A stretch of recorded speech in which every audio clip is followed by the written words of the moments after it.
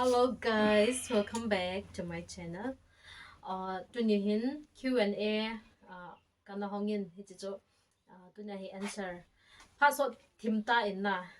hi songle. Phat ong ka kitu na hon anatam zilo je acho gang thei ta hin bolding cho ana hi thei po in tu nya jong hi la hi cabin prayer cabin na hi in ta na mula ka chi hon na hi in jilai mu na hi kan bolding hon na hi ta in question song vet masat ti song chung lo wa ta tu na surprise ta kan answer kan pi hon di a hi in angai thei dan dan na ngai jing hi ten chu ting le question hin bol ho so si chunga amasa in ki pa to kan sei hon ni tu hin ana pan taw hi te kan nervous question masa pen hi kip gen kimi akiti in nazipa chu pathin na tong hi zong le thasam thei a hin thasam ni khu le atil khawa na panding na pandinam chule akipal sa na panlo dinam hitia hi ki thopi jingdinga ka hindei sa aji a rikhoi sa kan sim bo we wang phalhonin ke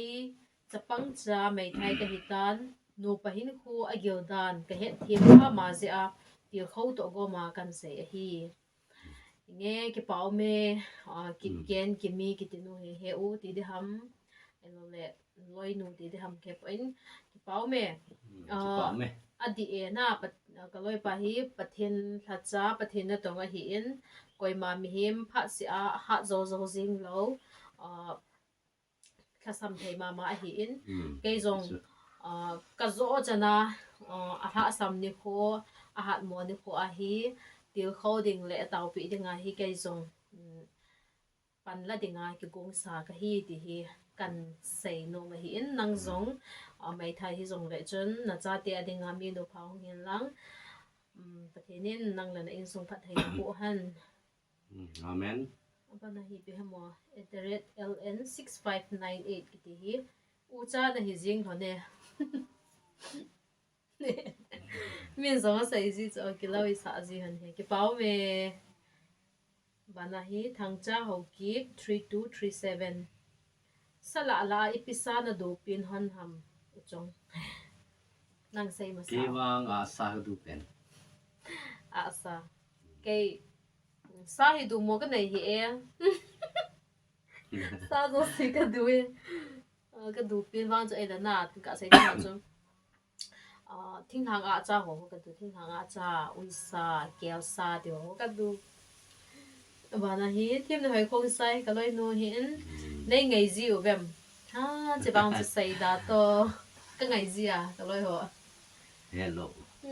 sei tu ngai ji ngai ma mai ka ngai ma mai kan ngai ji mo cặp riêng he na hoan ngai ji wa na minu ke sei no jong le ali su ye tu a jong hi ki ta che te long bang che lo ja ban le address driver blood kitin pastor nu na hung hi jing hi ito na pa emergency na saam ha na saam pastor nu hung hi jing hi ke he kai song cho pastor nu dinga jong jo kan ki lo hi kan ki ilung ge lang chen na zao kha ve lo jong le pathinen pha sa jong jo hi in den num ka sai ti tang ka te na anu me aji chu anu na hin sai wa ti lo je chen sai da ta nge num na sa ma ti je chen num ka sai che ga asimo na hin direct kim tong lo che ipiti no ki het hon ham he o nin sei pi o ji na hin sei yo nang lo na sai ji de cho abona na nga chu bona no ki het na hon hi te le na ki het chu so thau thai 2018 ta de tu bonga black day a chna chila ya la ka zil lai wa cho join artist ho in la ka na zil khom jo de cha cho ma zong hin sao ji 2019 18 chu black day cho black day hi cha cho ka na ki het de ba cho li zo ka na ke la khom ma na e ba nga close ta ki ho lo na ki ho be cha chu ki hung khet pan han ti de he ki het wa nga cho ki ho zinga phone ho an ki ho zinga ai lo le ki mu tu jing jong chu ki ket lo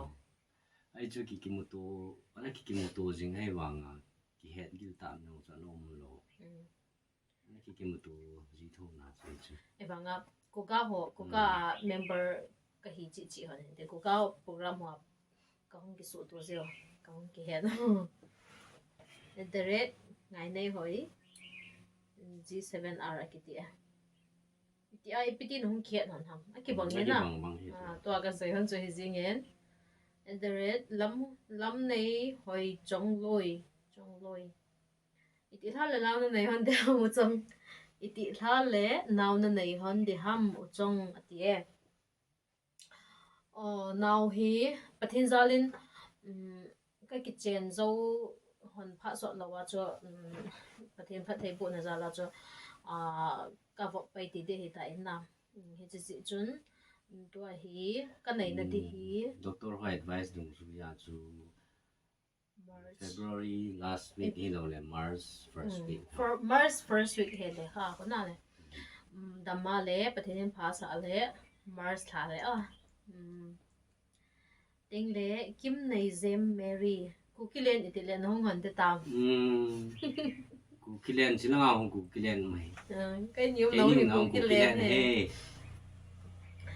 alam kalang ati hi mai thei ya na lam kalang cho wan su ke hello he ma thu ke thei nai lo ni ti kyong da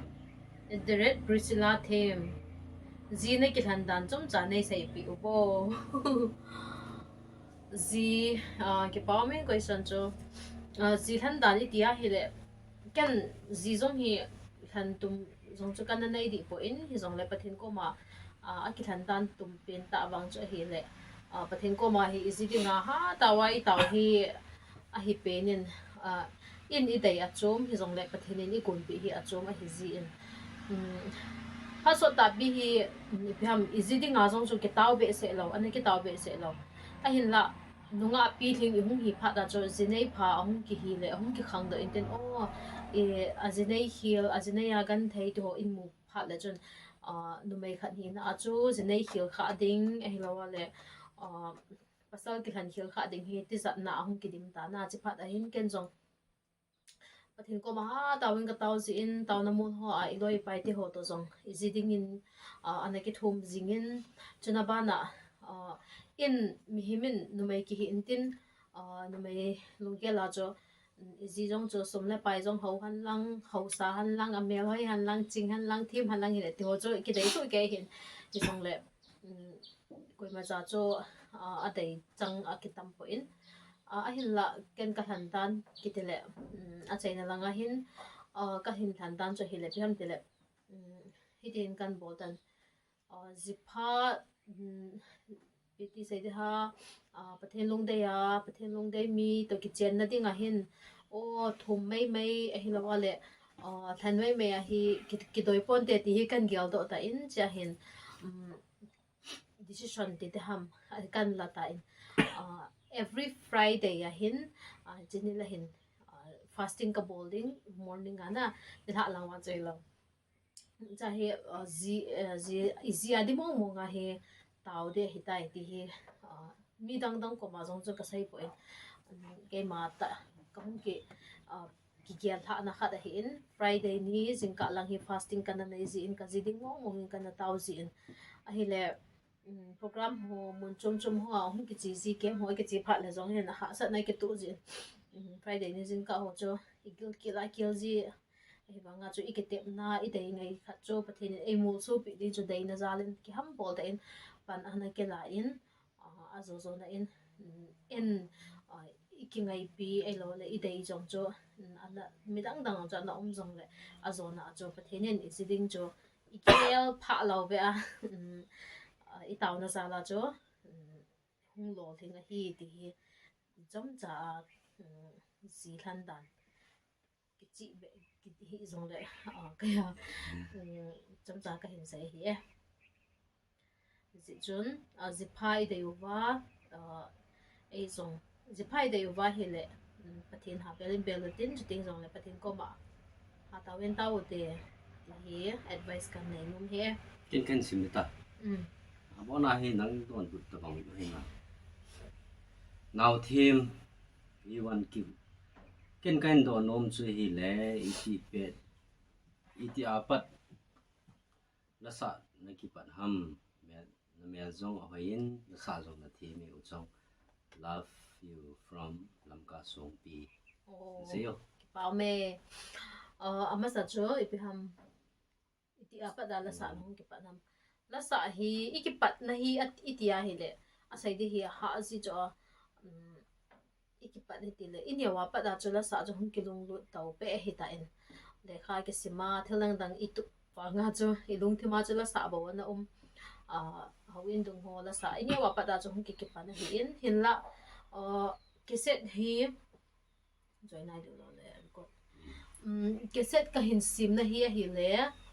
2017 ha kada cho first album pa kai nei bang po na ko je ko more ka pu in sponsor je ko first step album ka hung ki pat na hiอันสุดท้ายนะในส่วนตัก7959อีที่ละนาวในคนดิ่งหำ an zai sai da na jangan si ta de อาบานาทินเขาใบเตนาวเส้นอีที่เลยในดิ่งนาทีแล้วเนี่ยที่บังเห็นนะharding mel hoi ma rong hi ti naw mel ki mu ki pao me now nei din nin ha to den aba na hin kim do ngel create 27 na ji pa le nang koi zo no pat zo nam nseo chi ba devo poi upa le kilom ka ki sa kilom ni sa ho ama upa mai the kum kwa ka ki hi hon he kum som no ta ba ka ki hi hon ta he ama ta zona ki sai na wa nga aki hoi woi ti na khale le samu khong sai tu naloi pai pi bol ham chule la hi sa zom lo din na ti tam sister kaloi pa hi tu hi TBA pastor hi in progati dam TBA pastor hi chule la hi sa zom din ti hinge pathinin phat phai pi adam na ipi na ale pitinga kinga ti ham amun sa na ding mun a uma sa na thai pha chana cho sa zom jing din ka ti hi tan sitana aban hi lian vai pay 5039 yan uma hoilaya jina ne ham kasinai na mun hi le jeribom lang hi in nga mun phai akiti Tamenglong district Tawsim subdivision Tawsim ni Tawsim subdivision kim si misaw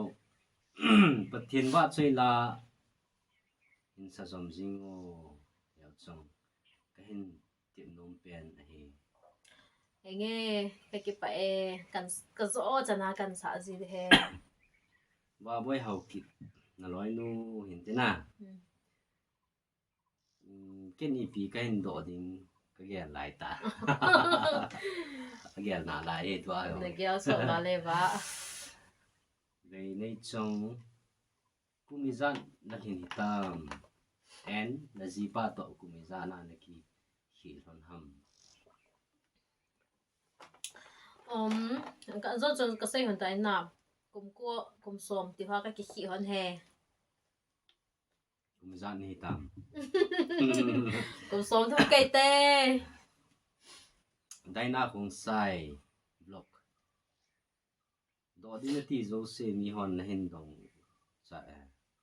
do di ka ti zo se mi hon na hen dong chai ta we i ma ka do ki do da ta hen dam se son lang dam se thon in lang sa le naw hoi ta ta hen ni loi thon nga le long me pao me ti abana chongneu hau ki nang sanga na jipa kumizana taem chule lamka songpi lang to tu a na na lang chu anup le ha na ani len seyo anup na le ha na chu pp ham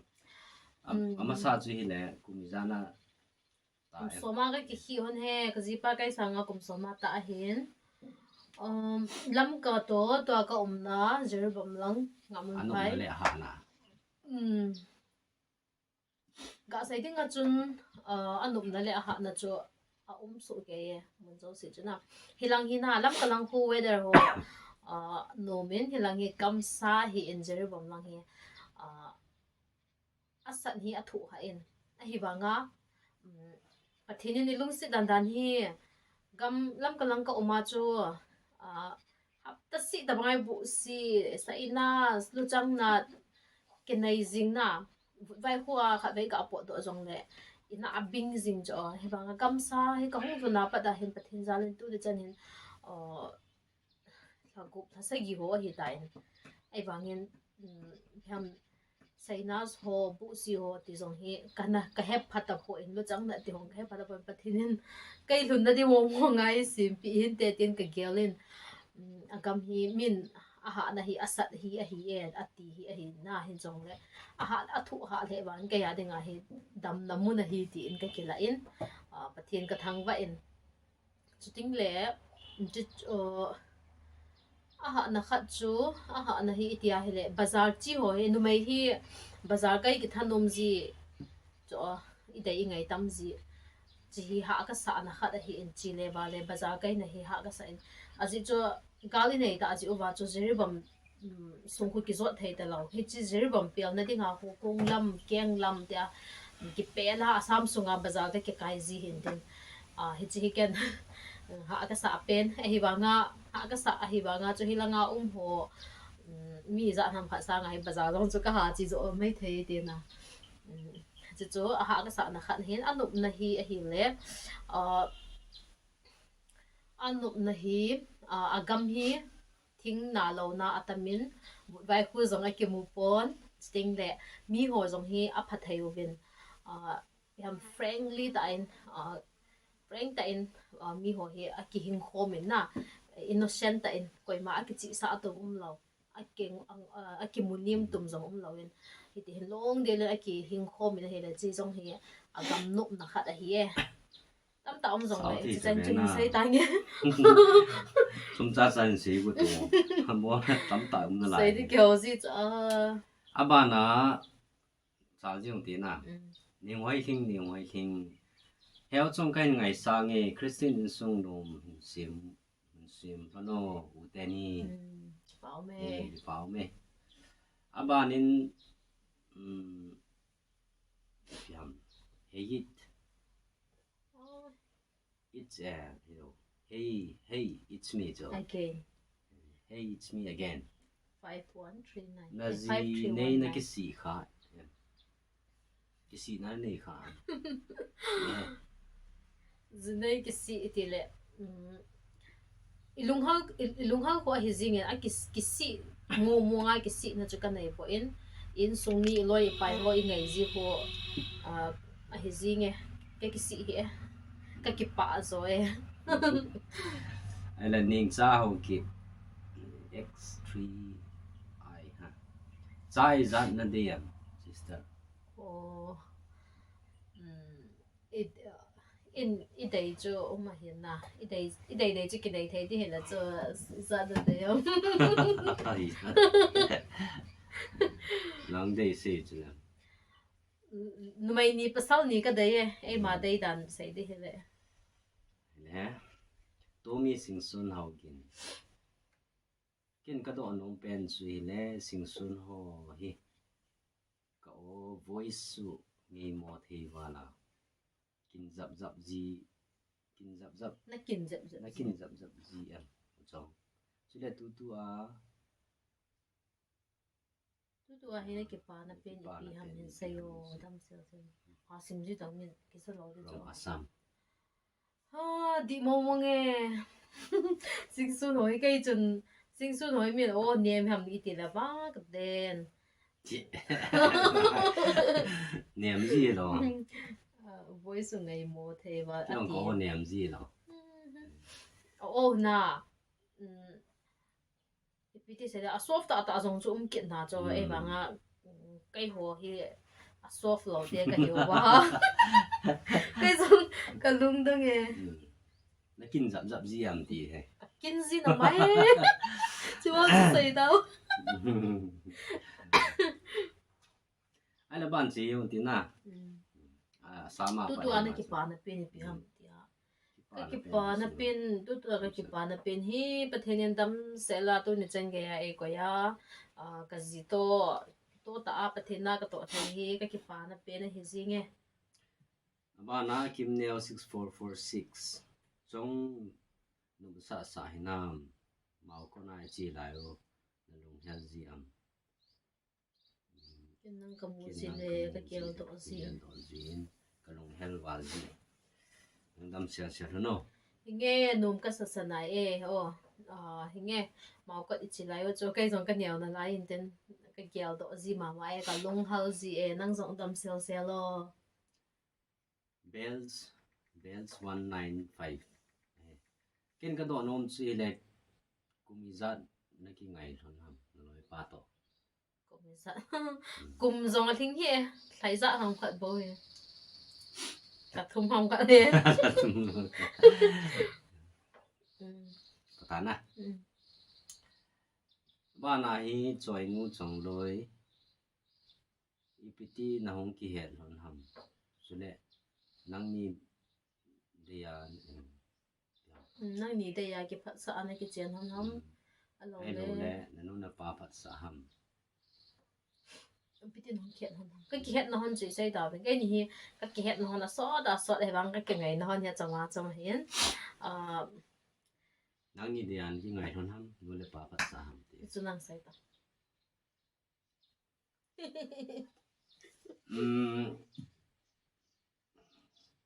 ka sai ding in ke hin nu ka phat ka nu ka pa phat sa long chu ka he tho ji in chu ke ni ki de chu nu le pa phat sa long he kin ka de ho hi nu le pa long a de tho no le pa ten zong phat sa kai ni zong ka ke ngai ho na ka ki chen han he mang boy pc official na jinei zo wa gen the na ki sa na pen le ha na sa pen ni pi ham chule wang pha na ki sa na pen le nok sa na pen ni pi ham gen the ni ki sa na pen le ha na sa pen an so ka sai hong chu nan si the hi ta na agam sat a hi in deng le bazar ji no ho gam phat a hi in cho sat na neo cho a hi ta in na ha sat iti banga cho ti ta ha sakit lo cho mo abo cho ji kala ha sa chom do za cha wang pha na ki sa na pen le wang pha ki sa na pen nom na sa na pen ti zong cho ka sai banga chun lang ka phana pa da hen ka then long sit ka changin ka dam thain ding jong le mi ngai lu jong ka chang honin ma le ka te ka khang ka in su mi ho zo e ngai lo in chi hi wang pha ka ki sa na pen hi e aba na 623 thangmin lun khong sai tu da jinei zo to na jinei ma sanga nga hin khu hoi chunom sa zo anop na chom chom e anop na chin a sai da no ke di he anop na chom chi aba na mimin thogum kumizat nei hon hitam do ding tam the zong le le chu gan do nong he abai pe na ka ti kumzat le ke han tham kumzat nei kumzat nei hon tam kai 30 ama 40 de tai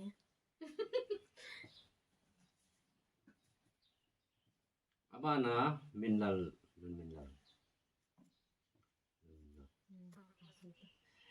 Christine in sung nom hin sim han tao ki pao me hin sim lam de he hau thang hang sing heo chong naw na bom ton ni tam direct iba lantam henge ka ba hante ai le ba na chong neo khung sai hai ka zol na dam dam han nam ti le naw nei han ding ham na loi pa chu ku mi zan ham nang ku mi zan ham na hun na te chu pasal le nu me i zan no hi ham dam sel lo sa pen chu pe ham dam hinam inge ka dam han na e zo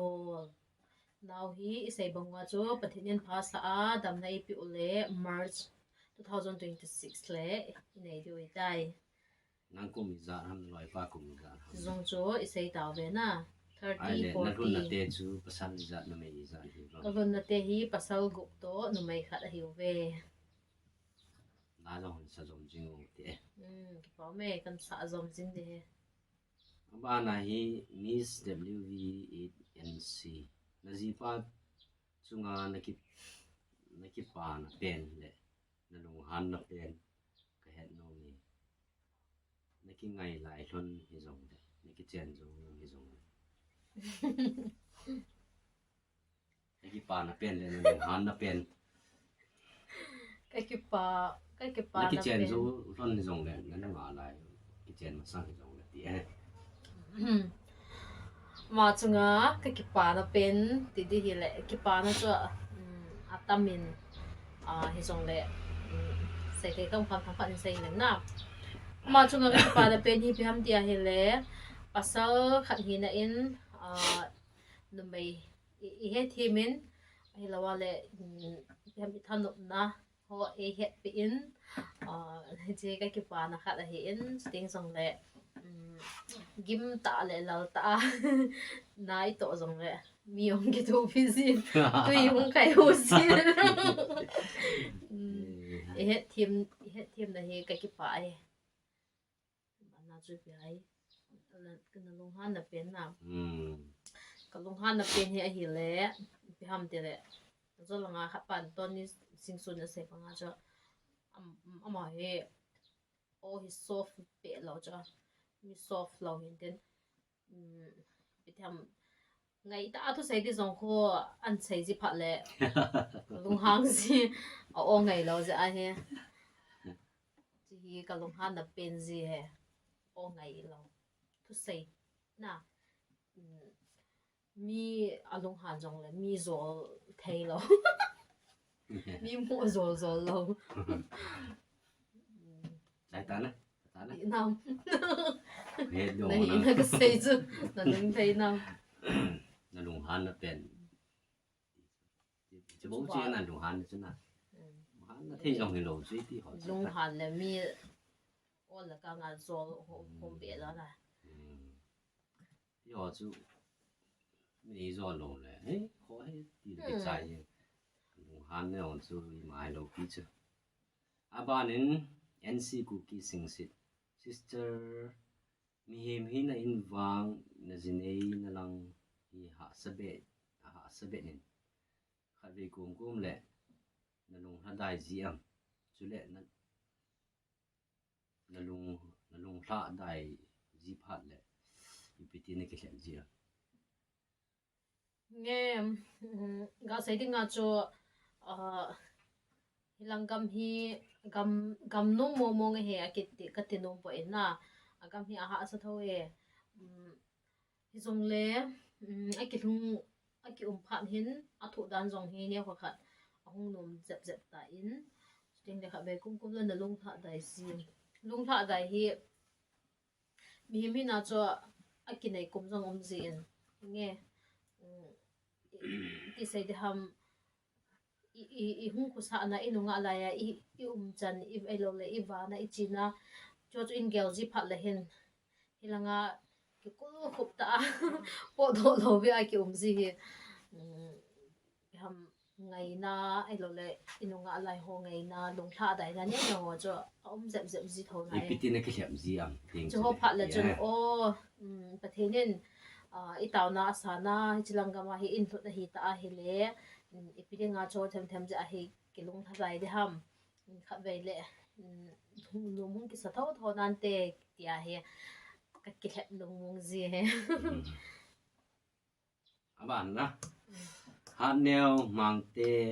leibon na jine na ki siam na ki si mam chu na ki siam kumizan hi tam yo ka zinei zo la nga zong chu ka sai tai na ka kung kula in ku te ho ki nga ya ki lung hal zi cho he in ki si mong mong ti de cho ka ki si he e kum zong zo chu ka sai yang ta na ai le mama hoi M4R u chong na la sa ho na sa ho ta hu na favorite song ipila spelling di zero chu kala sa ho la ka favorite song tum pen zong chu ka nei di po in kala sa ho zong kho amun to apha dung zuin khat hun I ho pi jing thau in hi che pen ti ding zong cho ka sai thei po in hin la in sung mi kanu ka pa te ho elo le ka pu ho dam la ya kana bolo first step ba kala pi pakai nei bang bo na jing ni no bang jan hu so dai hi chila ho ka ngai do pha le ka in ko te zong ka kel do ji in ting le aum ta lo ka pu te in sung zong ka kel do ji in hi chu ho kalam ma sa pen a hi to kil honin ken zong ka dei khan na hi achum be e aban sit lo gu ama in na hin do chi le na loi pa to iti nong ki het hona chu le iti nong ki ngai pan hon ham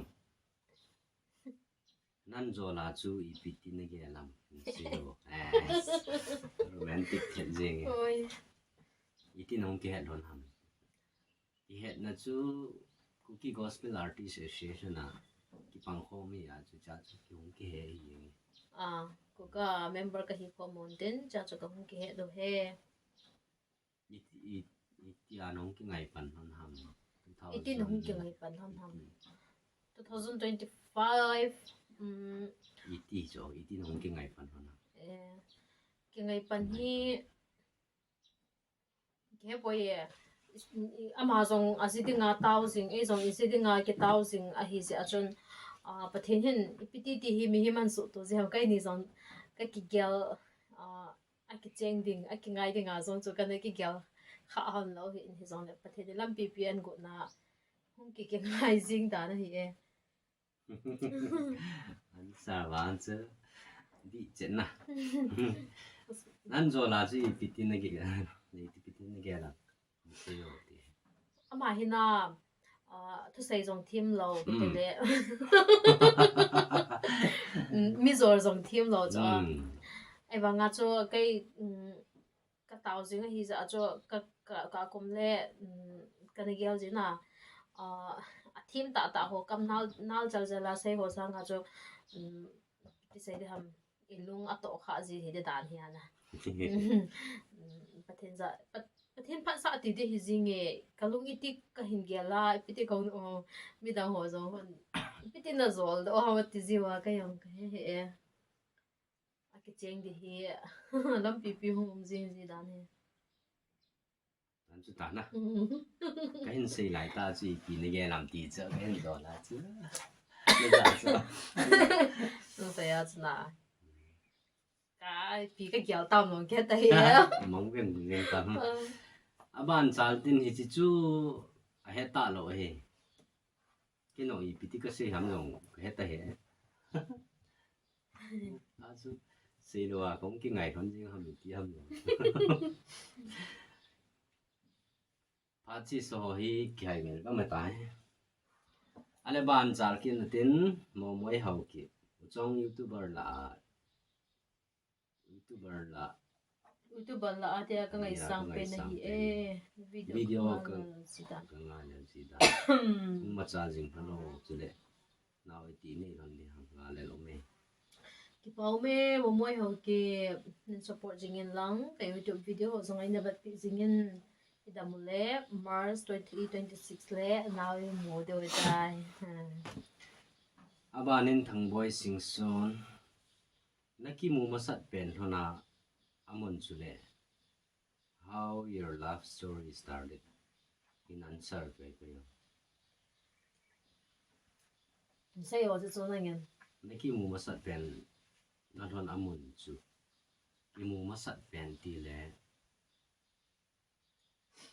kai he da na he black de ya lai jin lai wa zo ju hina ta black day jimu sanga zo sai kulama ju le ku ka ina ichi ho da ya na ya kimu masat pen ti nan la zil kong ho a ki mo zi jo ai ma sa pen na ki het na hon ka ki mo na hon he so wa tan ten kimu le jing chu ti pen 2017 lam mai thi ta so lo lai chu 17 18 ti chu yeng na ne ja ko na chu love story chu hong ki pan he masat pen chu dong nga chun ki pan hin ki pan hi sam a kai ba chu ma ja ka na ke aki pan na chu hi le chorchan pura hong ki pan he na chu kin lam ka ku ga get together ki man ho a chu ja pa na chu hong ki pan he nan sai pat na chu sa na gya pat na chu ha jo chu detail ta ga se ding ni sa wa le ta chu ichila ya chu filma ma jing ji ya chu ani a fel ji a hon chu ani ki de ya lim ki ka ya ja pa na chu love story hong ki pat he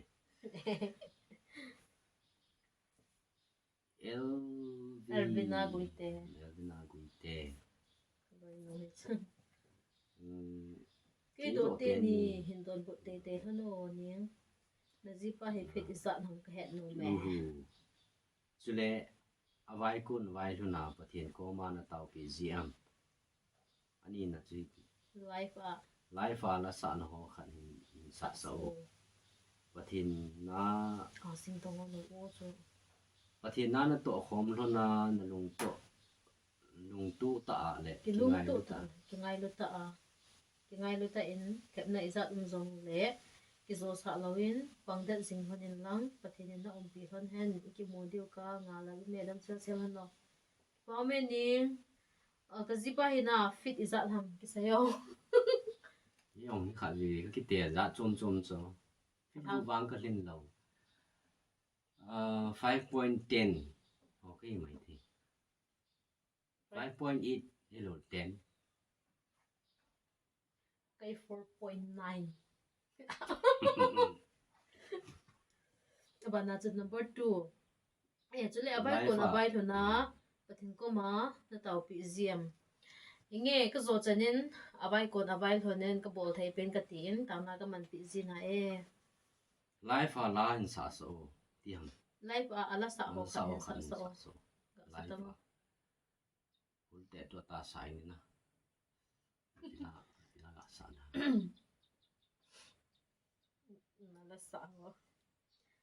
đi tới giống cái chuyện tới là na cái sao không này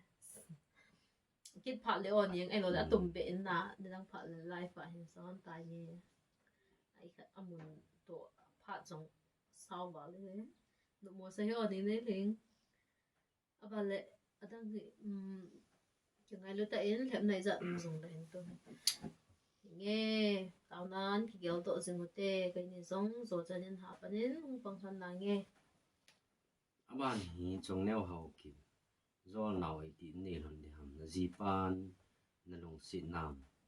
cái lồng tu dừng hano ta san thà gạo đầm xe lụt tê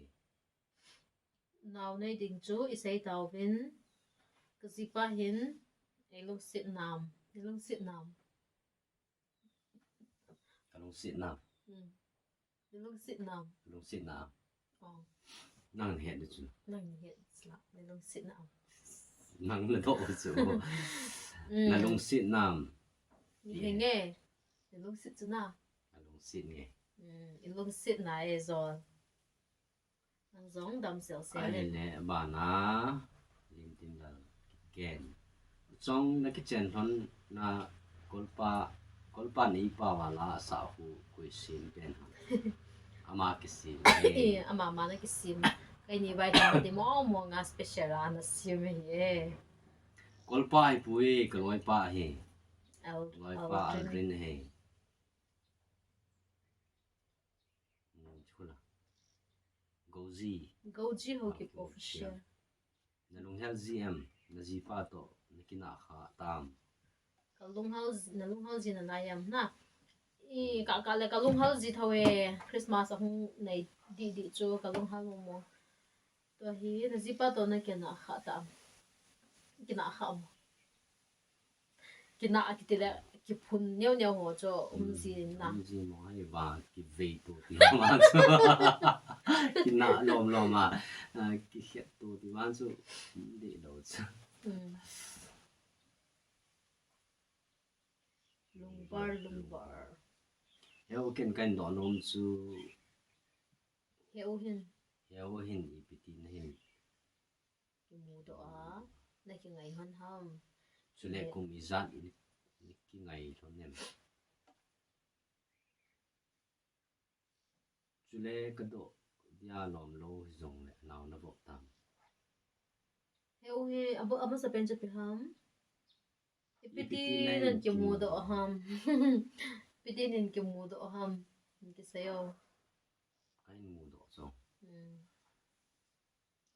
ki bo na wa kain mu do hi pathin wa choi la sa khom chi ka hiu wa programa ki chi ho a ki mu do hi na cha ka hong ki mu he naw na bok tam ti nge pathin mo sit nin ka bok tai ta ka sim do the ji lo chuna kain master media question kain do nom chu gospel singer khat na hi ji in pathin wa choina saho pathina ku na pin than ni ta mi hiding in ta sanan chule gospel la sa khat dresses sexy ta ho hi itin gelam pathinin pha sa le cha izat nei dinga needing na ti honam the first music album EP ham gospel khan he pathin wa choi la saho hi pathina kon pen tha na nei ta mi hi ding na ta sana ma ti na he chu ke bang chun ka ta sa ne aji chu pathin wa choi la sa dinga mi him pa chu hung ki pi ta hi le ilung changa ko na pathin wa choi la sa na nom na pathin thang wa nom na ki ne ya hi cha ko na chu pathin wa choi la hung ki sa ji a hi ji hin kan chun ka ta sa ne hi song le mi am ho pen tha na kau den mun chu in hoi ta ki hello hi ji chun am ho le pathin ki ka hi dan tin ke bang chun ka ta san chu ka ta san hi e ale dress sexy ta ki bon ho hui tin ge lam ti pathin la sa a dress sexy ta ki von ti hi ke ma me din ka mu kha be se po in adom kha ta hi zong le mi hem cho ama in biha phan te atia ki von khoda hi de cho i hon I just do hi ka dai be se po in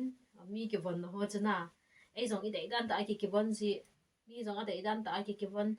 mi ki von na I sei sit le a sexy han lang ipiti zong le cho ei ho bui pi ding in ka gel po in pathin la sa khat bang cho sexy ta ki von ti zong cho ka king cha be po in ei zong ki von ji lo hi ji chun lo I pai dang ho zong cho ki von di ka ta sang point ai hang ki von kha ta wa zong le cho bui pi po din awa choi la sa elo le asa do la chun ei ma I chan ge to kham ti zo chu bui pi le han ka de ye nang la ki ne ge la adi e cho chu bui pi wa hi le ama ho zong khang to pun ti ho zong khan to lo du ti na hi ji ya chu aphalam la mai ge la hi le apha ji nge pathin in pha sa le cha I zan nei din ti ranam chi wang chu ki hello chu pathin pha sa dong pi sa han ngi tan te the first music album is Piham kasi tain pagay na ibang po na teacher hi Merry Christmas and a Happy Merry Christmas wish you too God bless Zai you ta zong le God bless you too thang boy those ken ka hindo nom chu kum izat nei kum izana ji na nei ham chu le evangelist pu kum izan hitam neki chen kum hon chu gospel artist ho la bit ton thei mong mong nei lo ne nang ni kumisa na zinay ham kum som thum ka hiya ka zinay he ka nunga ting set de tayo na nunga hin ko ka man chom phat pi ka man jim set de tayo na jim ti da choi tong ki jim nai lo de le ki nunga ana lai ki ti jin na la hen hi song le ako isang su ki bong bong ni zo ato kum som thum ka hina ka zinay he chule ka ki jen na cho ama 39 8:30 kaki pa artist wala patan thema mo na he ni te ma cha ki hi zong le nang mit na patan thaya ka omjin thin ka thang ba kaki pa aba nan nem boy thos heo na chen na te chu cha mi zan hi gam chule nang ji pa chu izat chan na ham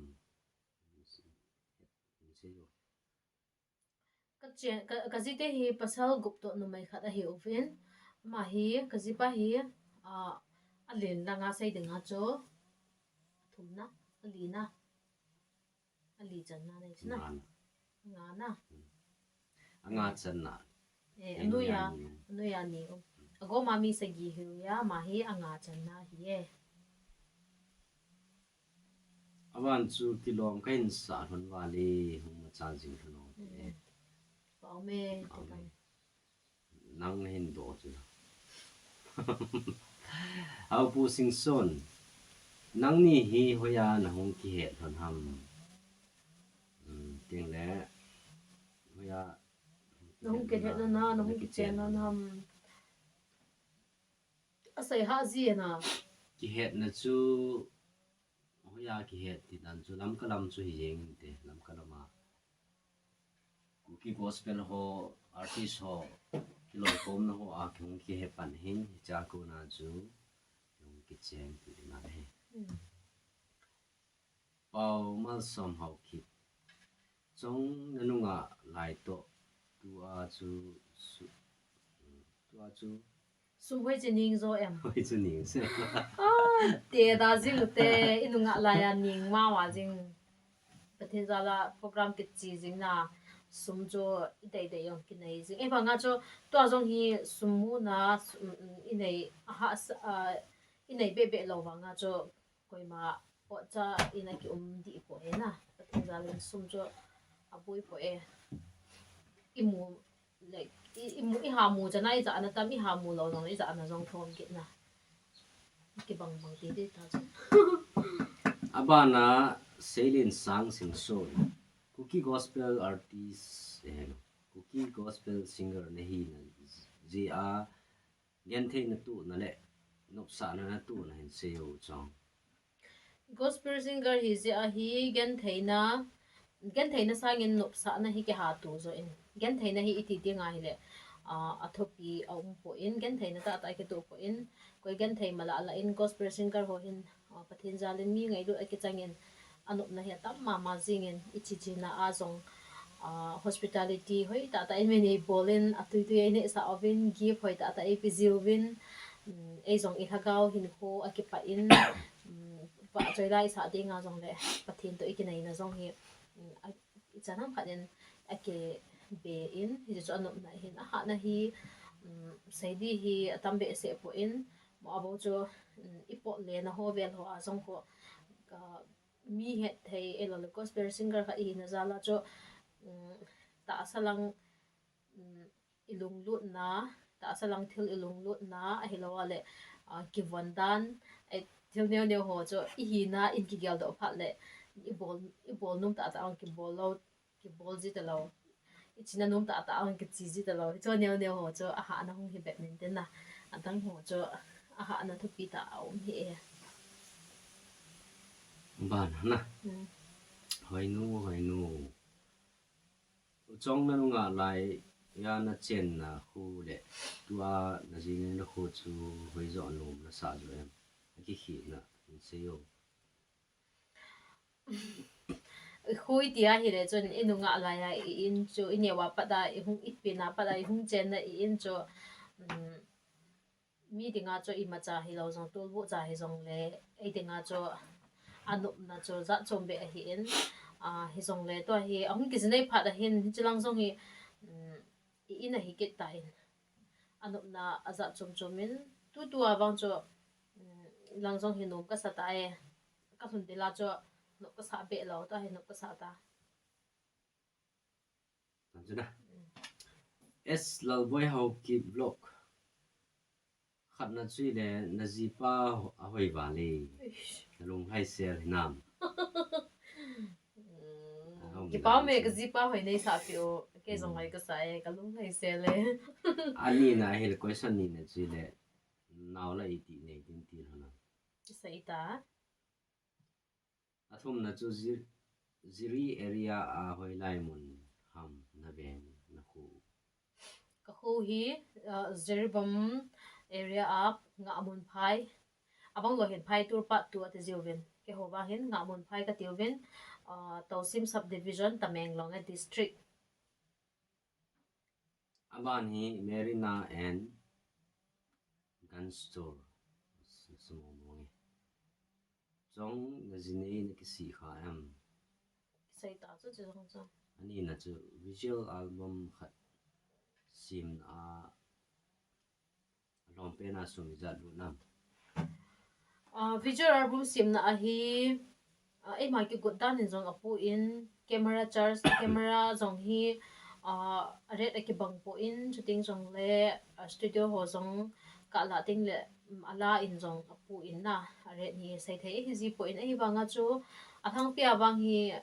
nual lak ho be hi athom be ki gut angai visual album khat fura la som la ni ho bol na ding a hin tu khanga ka hisab da na hi exact bang chu sai thei poi bana now sen la itilan ni ding hon ni thon jam na me dam pasale de ham ki he nai lo ai ho la hi ke thei lo cha na gam tang ho ko mi he diwa abana pi la la ken do nom chu ken do nom le ken se nom chu ai le nakilom mama hon je nge na jipa hin nang na hin nu nyam ta ne thone hoila ya iti nong ke hel thona iti nong ki ngai thonam na jipa in ko te to itabanga na ki ngai na nu bam chule Christmas le so ne video album sim ne chun ka ti e na thip jidan chu kain ko wa nang la sa bu ka ngai pe no ve pathin simang che che ji dong sa wa lai chu ken kain do nom chu hi le iti nong ji pa hi o ka sa boring ji kai mu se iti nong ke thon ha ji ji sai ta chu na ji pa te to itabang na ki ngai na no bam na ji pa te to cái ho relation ke ka hi ama sopi pmp ho hi han lang jing la ka te ka khang ho hi jong le na anu me de de he ki ho tha ra ente nei ba nga cho alung hang tum jong ki lo anu jong lo sai jai la ke cha hi jing sen chep bu lung han na jong le sai tha jing mo chu ding le ki pa na jong le ta cho chom pha zo le ki pa ki nui hom ke jing che he anup na hi Christmas la video album sim na chun ka ti e na thip jidan kain ko te ka ngai sang ki pa me Christmas la he kan bukan bon man hon lo he ta e tu kum he sorry iti le ai lo abana tm hau ki ku ki iti le nung sang mobil din net gun honam nang kisayo ti le pathenin chanu chapa hoi ta nen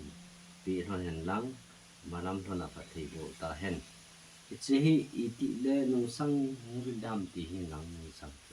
ki ba ti le ne pui dam ti le ga bil dam iti le ki ma thu thui te ma nin pui phat la kong de pathin za la naw sen hong pi na hong le lam teng hi lo ne yo ke ka hi lam pi ha wa la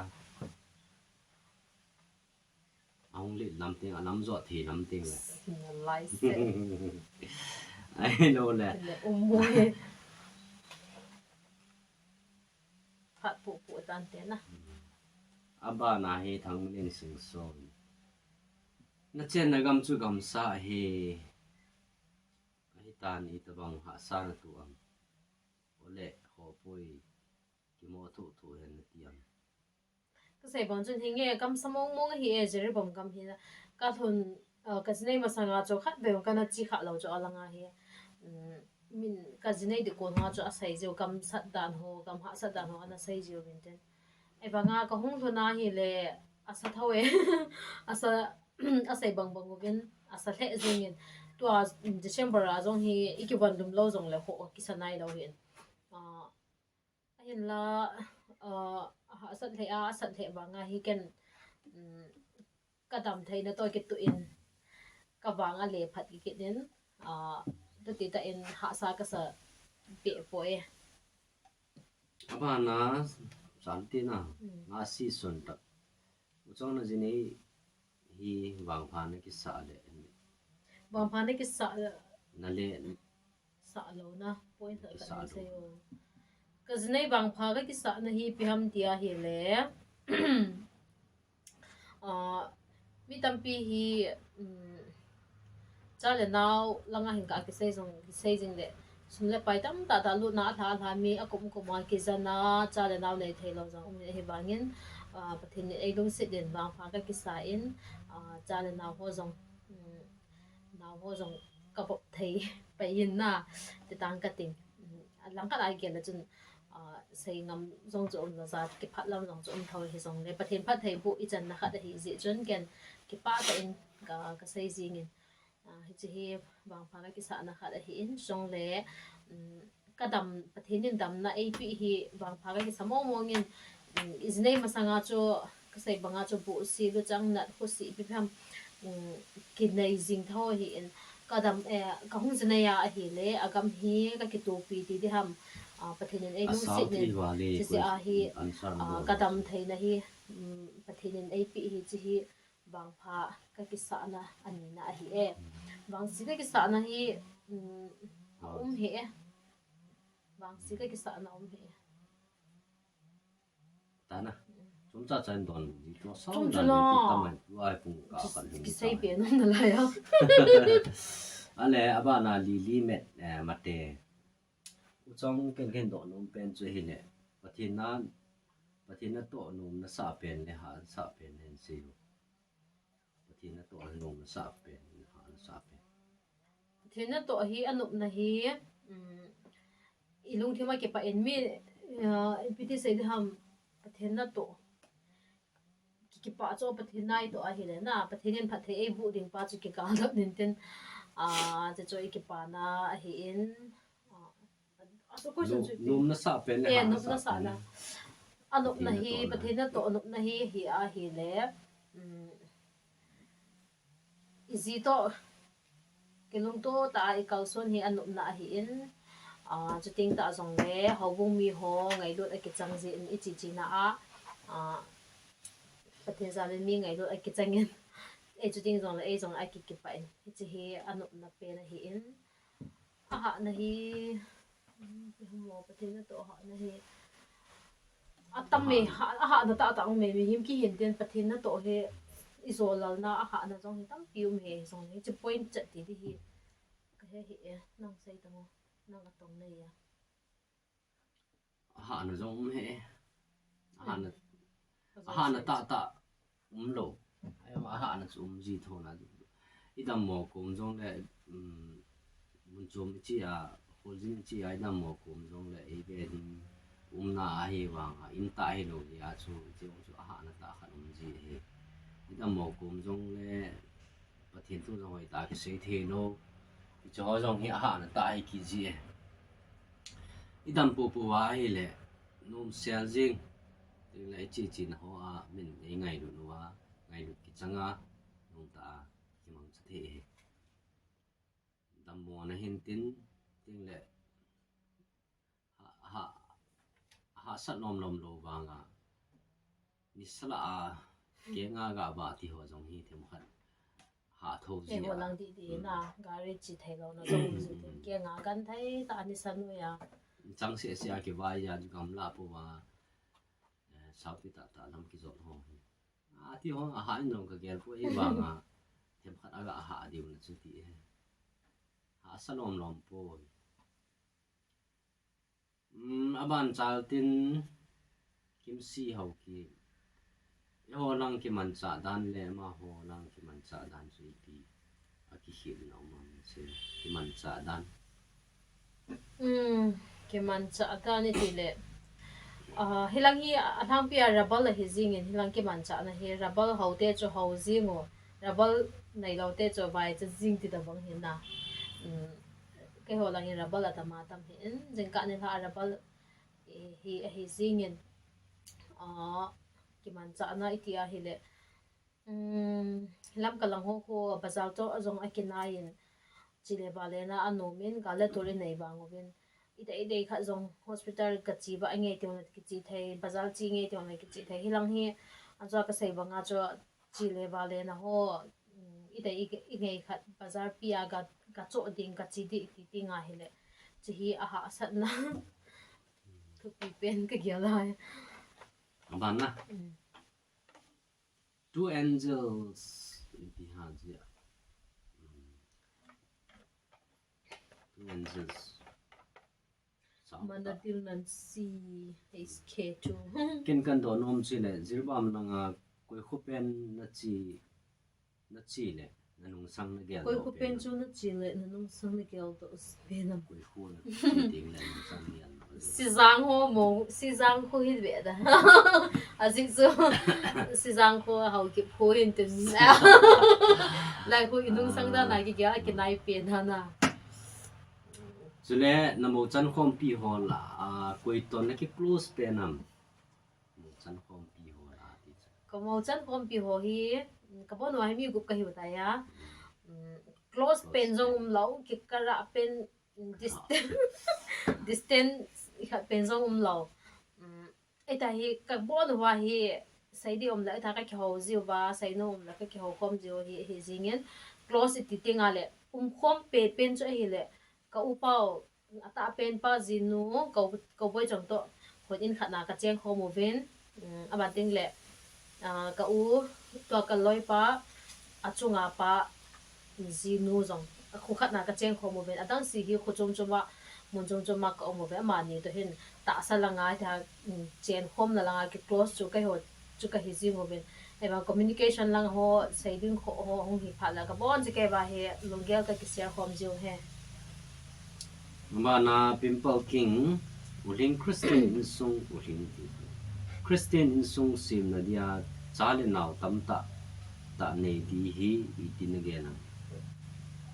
chale naw lam pang hi ke hi Christian insung nom sim na dinga cho chale naw tamta nei hon jong Christian insung nom asim thei tho anei lo hon jong asim thei tho hi en chi ai ma ki depend he ka te no me na ken ka sai thei boy ating le kuki nampia dia insung chi a ipan la na thi pen chu chale naw tamta ta nei hi pha in ti dia na tiam inu lai pa te hin chale naw tamta ta ananei wa pathen thulang ta asa thulanga ana kho kha wa mi pi thing ta mi ana so kam jiu hin kai ho jing jong hi mi ko ka hiu ben kan nu la ka pa sung peng lai gil ka cha te a hi le tu a hi inam piu ki nam pi a dia na insung chi a pan la the na pen chu chale naw tamta lang kha dai gela le ai ho hi mi gan thai te ho bin cha le naw tam ta na ya sin zo lo wa mi su lo wa ai lo le school jong kai sa zo lo ti jong da kit lo hi in hi jong le in nei pathinin ap kham chu iwa zo wa ta sa le laga wa I kho kha zo de nga hi le chun atam thai chana zo chu abuina om poi bana hing kit gen kumizat na ki ngai thon zuwa na ki chen thon ham chule na sini ku na tu chan na sini ya ku na tu chan realizat ve izat ve na ki si kha itam lam sen hanin pathin le ga me to na chan na tam ta hin hanin pathin phat he bun chang han kumizat na ki ngai zo hon chu zo ai sai tai na cái kum ma thing poi ban le cho này cái gì bây giờ này cái gì khác đâu cái gì khác này hệ ai le pops D2I my question is iti kuma chu nane ki mu tu pan hon ham cái sai ta iti ani ki ngai pan hon ham cái sai ta relationship kumizan nom hon ham cái sai ta nen ku man nom na mu chong nghe nom me Elina Guite official uchong ken kan do nom chu hi le naw no bop ta nghe ko bop te ai za ni tam chu le nazipa chu pastor ahina pastora hina he chim nazi chim pastor ahina head in pa em or na pastor GDT na gyal ding le na ki phatlam na sa em na ki chen niu ba na la sa ozo hin sakit ubo ozo ke ka da naw na tam ta na hi nge sim boy pi lo ha izat he tam thangai tai pastor ahi na het na ki pa am nge ka ki pa pastor GDT hi ta sa lang ai gela hi le ki sun lon na song cho ana da ji po in hi jong le mi dang ji hi sa nga pastor ji title se jong cho thu pi ka sa in kai jong ka ki pa ne ki chen yu ba na la sa cho hi sa ki over chi hi la sa ho pin hi pha jong hung sao de hi ji chun ne dang pha le atum be in life ai gi tar to hin sa ji hon tai nge na ni he the bo fo Nining song ho uchong ken ka to num pen cho a hele nang ni relation na lai hana ki hil na thei ta de ka ta sanin tu khanga khang tha ho relationship tips neu khan hin sai la chun ka no me hinge ki paw me kai ni relationship hi asot po in he ka sunga chun isai bong jan amazon pathin na tong kitele Bible college oza ana pangin ka kitchen masang khan ka ne ke housing lai kana cha ahile ei jong cho pathin ba choi la sa ki kimang cha jing a hi ji chun khat la khat ka ki taw pi tu ji honen ka bai thon phat le jong ka in kute ho ka nu ka pa jong I taw pi ji na in hi chi chung cho na long cha ma long hen ita chu in taw pi ji la taw na za la hung kal so jing hung ma cha jing ka hin honin ken jong ka zo chanin ama ading kana ka taw pi ji in phone ho hi jong le taw na khala ka ki man pi ji honin chuting le taw na mul ho ke bin ho jong hin kha be kana chi ka chi ji mun chum chumai ki hi ji chen ki kum kong phala hi ama jong a na langa cho ke bin ho a chi ji ke jong ka na langa ka chi ji taw na mul ho jong cho eta cho ka taw ho mun chum hi ba nga cho kana taw khom ji hla na hi in hi cho ko na cho hi chan hi pathenin ka taw na hon asan za la kai ni jong ek cheng dinga ana ki gyal phalo hi jong le kam ki cheng kha hla na hi in to jong hin khang tha te ho jong thel danga iki thu tu wa idong ma to thel danga ithanu sang ovin pathen thu langa hin ki bul phule han relationship mu jong hi da in te ti hi kai ni a ko na chom lam thai pe na ka sai nom hi neu pi ho ke kin ka hin do num cho number 1 ipi pen da bol ji ham ka bol pin om poye nu mai khat ni na mo khat ni na ji khat ni na ka bol thu pi pen cho jeng ka ni tha ka in ko te to ka ne deu an ka hon zia in ho ka ki he a tui ka le tui ka khaya ban ting le in ho ka ki he wan ka sop ti hoi athopi pen adang hi ma cha ka bol ji po ya nom ka sa he nazipa to hin kum izat ol hai izat na ki ngaya na ki chen na mi sei daw ve nazipa to hin kum izat na ki khi am chi jong chu isei daw ve na naw na vap tam hinge nazipa to na ki lung nu mo ol na ki na kha am mi him hi na chu koi ma chu pha zo si a chu piti se dham cái ngày lúc mà mày cái tiếng giống lệ cái nào lâu cái phun lâu á chỉ cái lâu hiện các về chơi cái phun cùm giống in nụ cùm giống đá gì lâu he iti lấy cái in chôn hòn tiếng ham lấy cái in chôn hòn phát lệ làm cả là ngàn hòn tiếng ham cái này hi cái in chôn thì hi cái sai thấy hòn point to pastor quarter zeri bam lang ho hai to la ho ki sa hi in chu khum ki sa chai han lang hi le lai ho in koi diu ham cha ho in koi wole hin tin atum bi a in pia ko na ki in chon na di hi ka sai thei hon poye hoi la ya ka chen hon de ham jong kai ni ke he nai hon he tu ana na ba chu na hon de ham ki he lo na jingka tho ha na sa am an pung za le na tho jiam jingka tho hi tanunga la ya chu na ti ta sai da choi inaute umintin inaute to ki khomintin ino nu chan ki mu abanting le i thonum lo pha le ke thoi no i thonum pha ke thoi ji a hi en to ka zine ya pada bang hi punga ma khai punggo ti ho ka tho ji ha ka sa hi ka tho jing pha da hi na angai na ka se en den a pha da hong thlen le ka kha cha ji ka ki tho cha ji tai ocha no mone nang ni tabang hi ka hi no me chule kan pa cha mo mo hane pathen jing jing hon han lang na chin na chan han na om pi jing hon han big friends na hi hone be no pen te ni chule last na dinga na ho nin ba sa ji chu ki pau me dam sel no long sit ta nei hin don bu pi o asaw we ti hon lo in please enge ki pau me ni vet pi ji win lang thing ho ki tu ni ke do num chu a hi le u te ni chai za nei ti ana ki kel hanem chong chu a isei taw ve na chai da hela hemi sing sun kin ka hin do num chu hi le na in nei pu to kum za na ki hi hon nam isei taw ven na kum so ma ka ki hi hon he na nei ma sanga pat na kami ngai sang ta na hi na ba na sing sun in sung na hung dot ket le ka ngai sang na atho pi di sat cha mel hai ta hin nei hono tam sel honen ka ki pe pa me ke ni jong ka ki pa thane hau bem gui te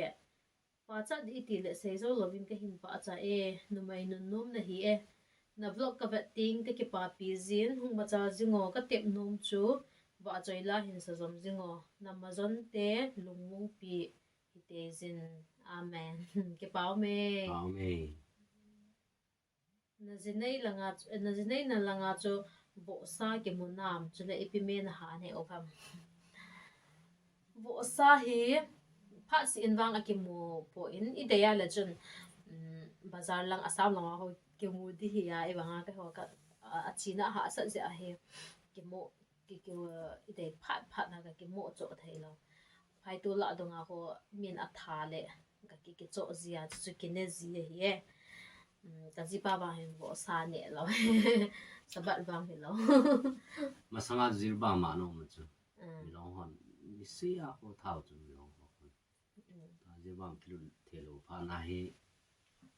available ki muzita ipimen ha ni epinuva dar vi edona asi zon dong zu ya chi kin ya thau tu langa tu lai han kam tu lai ta hi an kam ka ha ne epinu he hinge asaw zo hung saw thi ma wa jing tai ki phat lo zo min ang ni song le abula pada a chai chan in the vet bi ho zo si chunga ki pa thu sai zo lo ka hin phung honin banting le question hin bol ho zo si chunga zong ki pa thu kai sai honin na lung de yu tabanga zong kino wal si ham kha ang cho sai thing lo sei val ai lo le ki lo ta ta ka sei do han zong mai thei hin ngai dam ka hin thum pha ne seo confusion wo lo 那谁才打这个不是呢？谁打这个？是定嘞，几把那黑几岁嘞，你是都几斤钟啊？几把？เห็นเวทแล้วนะฮะร้อนดิ่งเห็นได้ป่ะเสียงเห็นใช้ฟันนิ่งกันดิที่สังคนก็แค่อ่านเห็นสอบปีเป็นถอดให้เดี๋ยวที่อาฟันนะ ให้เชนมา ให้เจนม ก็นาเตียนเดนที่อาปัดละสองคนก็พูดอินทนาจิตุนากงเก็บวันนะจะเห็นกันบอลไปหันเหี้ยกี่เป้าเม thank you กี่ป่าท่านเนี่ย อย่างเงี้ยเลยนี่จันจูอันนี้ตันเดบอนจาเวนบายบาย bye bye